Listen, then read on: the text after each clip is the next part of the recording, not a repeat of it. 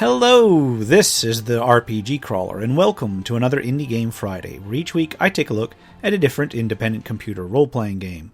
This week I'm taking a look at Everpath. Developed and published by Pixel Accountant, it was released on Steam on May 22nd, 2019. Everpath is, as it describes itself, a pixel art roguelite. So now that I've lost like a good quarter of the audience, it is exactly what it says on the tin, an action roguelite with procedurally generated levels, with an emphasis on the pixelated artwork and presentation over in-depth mechanics. In terms of plot, there's not much to start with, perhaps even less than a number of other roguelikes that I've played. Basically, you're a member of the North Barrow Army, heading into the wilderness to face whatever enemies corrupt and threaten the land. Simple enough, it gives a reason to be out and about and little else, and honestly, what do you need for one of these games? When you start the game, you can select whether to use keyboard or mouse, or a controller, and then select a difficulty. There's an Iron Man mode, which is more classically roguelike, and an adventure mode, which is somewhat easier and gives you checkpoints at the end of each level.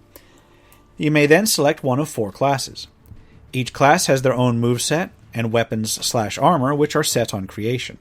The 4 classes are the Pathfinder Scout, which is a quick archer type, the North Barrow Knight, which is a heavily armored holy warrior, the Light Infantry, which is a more lightly armored melee class, and finally the Siege Sorcerer, which is your lightly armored caster type. In addition to the class, you may choose from a list of specializations. Some are locked when you first start the game, some grant flat bonuses and penalties to certain acts, helping you support one particular playstyle over another, and some simply grant additional materials of a certain type to give an early boost in the game. Each character has a basic attack, a basic dodge, and 2 special attacks. Further, each can equip 2 trinkets and quick slots from a variety of scrolls, bombs, traps, and so forth. Finally, each character also has a final quick slot that automatically equips food and healing potions, basically whatever you need to replenish your health. Characters also have an inventory and can equip a weapon, a piece of armor, as well as up to 4 relics, in addition to the usable trinkets and consumables. Relics give a flat bonus effect without needing to be activated, while weapons and armor are where you get most of your character ability upgrades from. Weapons have a damage range, a base chance to critically strike, and an attack speed. Armor generally has an armor rating, a chance to outright block an attack, as well as additional hit points that are added to the character's maximum. Each character also has a basic amount of hit points and experience. As you kill enemies, you gain experience and eventually level up. Leveling up doesn't really grant you anything additional, although it does replenish health. However, at certain levels you may also choose a trait. Traits come in 4 tiers, which may be only accessed at increasing levels, and each time you choose one, you get to choose from 3 possible options on that tier, which can help support particular styles of play. You can also occasionally find consumable trinkets that grant a permanent bonus to health or some other intrinsic, which can be quite useful in a game that otherwise so limits character upgrades. Each level consists of a group of linked full-screen rooms decorated with a random assortment of decor, enemies, and potential loot. Chests and bottles can be broken to occasionally drop loot, and generally, if there's enemies in a room, you're locked within until you defeat them. Some rooms contain structured events, for instance, a choice of 3 chests, of which 2 are trapped, an old man that spawns waves of enemies, or even just the aftermath of a battle that you can loot. There's also occasionally a merchant to whom you can sell excess gear and purchase potential upgrades and consumables. Some rooms are occasionally locked with color-coded keys, and these keys are acquired when you defeat enemies. You don't have to pick them up, you simply get them added to your status screen when they actually drop. The objective of each level is simple. One room will contain a monolith that opens a gate out when charged with a certain crystal, and one room will contain that crystal. So you basically explore until you find either one, and then go back to collect the crystal and take it to the monolith to gate out.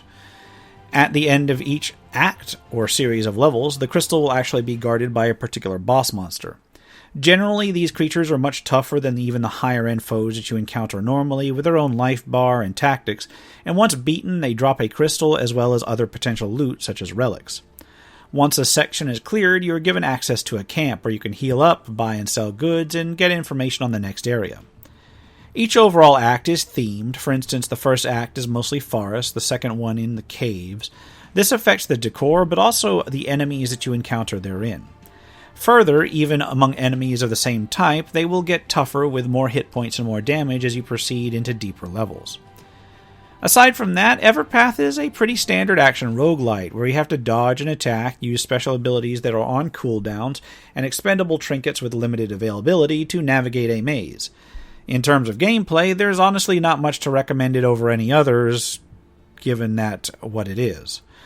Where Everpath does shine is the pixel art. It's quite detailed and has a sort of old-school tabletop-style feel to it in many instances, and gives the game a very atmospheric feel, harkening back to some of the low fantasy or grimdark-style settings. The music complements it pretty well and is suitable but not overwhelming. Sadly, the interface is a little janky, tending to respond even when other menus are open. Likewise, the controls can feel a little bit slippery or floaty, especially when you're moving around in tight instances. My personal experience had me switching between the controller and the keyboard and mouse to try to play the game and trying to figure out which one was better. Both had their drawbacks, and it seems that the controls need to be tightened a little bit in certain instances. That may just be me, but that was my experience. All in all, Everpath is a lovely looking little game that probably could do with a little bit more work. The control issues aren't crippling, at least once you get used to them, but it could stand with some tweaking, as could the overall interface. I honestly didn't have an issue with the challenge and monster placement, at least once I got used to the dodge mechanics and the special ability usage. It's challenging without being over the top. In terms of price, the pricing is reasonable, but if you can catch it on sale, then so much the better. I feel like it's not a bad game at all, but if one were to marry the artwork of Everpath to a slightly better executed gameplay, it'd probably be much more recommendable. And on that note, I'm going to wrap it up here. As always, I'll put a link to where you can pick it up in the description below. For now, this has been the RPG Crawler with Indie Game Friday Everpath. If you like what you've seen, remember to leave a like, comment if you got any feedback, and subscribe for more RPG content, both tabletop and computer. Until next time, take care and goodbye.